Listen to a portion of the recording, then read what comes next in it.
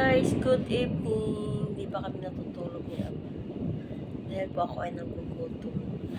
Kakain po tayo ng piyaya. Piyaya from Philippines. Yan. Ito po ay binuksan ko na. Pangtawid gutom sa gabi. Ito po ay dala-dala ko from Philippines. So, hindi pa po naubos-ubos. Meron pang 2 pack nito. Ito po ay siya ay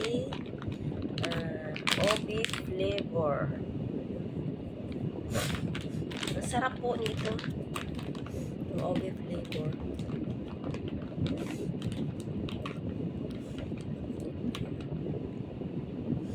Ang sarap.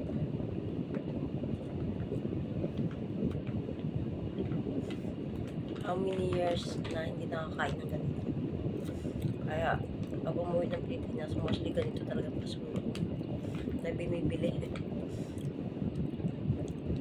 Yung isang flavor nito na bili ko ay special flavor. Ito po ay ube. Tama, yabaya. Yabaya. Ayun, alaga ko. Inaano ko siya.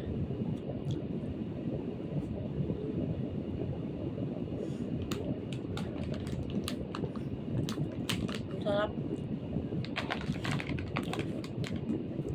Masarap siya. Hindi siya yung sobrang tamis. Tama lang yung normal lang yung tamis. Wala pa.